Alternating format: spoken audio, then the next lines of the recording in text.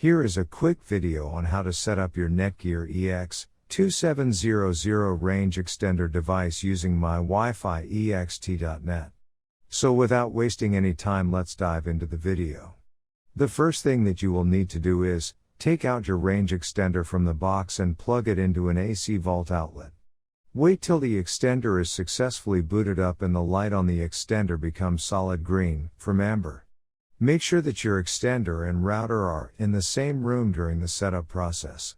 Once it's turned solid green, we can now head toward our laptop and begin configuring our Netgear Range Extender EX3700. You can use any browser you like, such as Internet Explorer, Chrome, Safari, Opera Mini.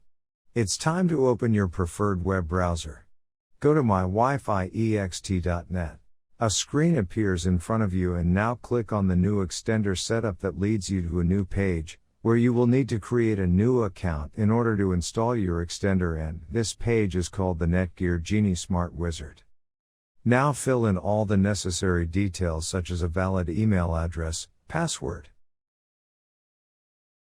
And once you are done, click on the next button.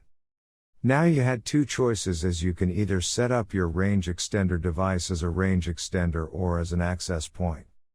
We are going to click on the range extender, and then it will scan for the available networks and give you a list of all the networks available. Before heading ahead into the video, in case you are facing any issue with your Netgear range extender device, get in touch with our Netgear experts. Click on the network that you wish to extend.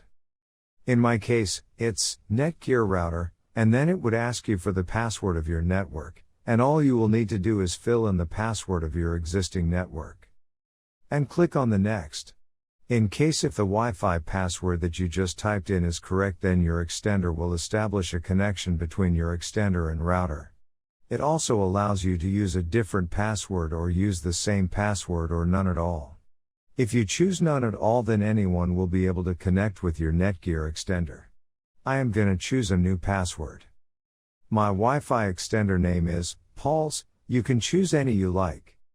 Now we are successfully done with setting up our Netgear EX3700 range extender. Now go to our taskbar and connect to our newly set up Paul's range extender. And open up our browser, and Google appeared, which means our extended network is working. Thanks for watching, and don't forget to smash that like button and hit the subscribe button so that you don't miss any of our videos, and in case faces any problem, get in touch with the experts.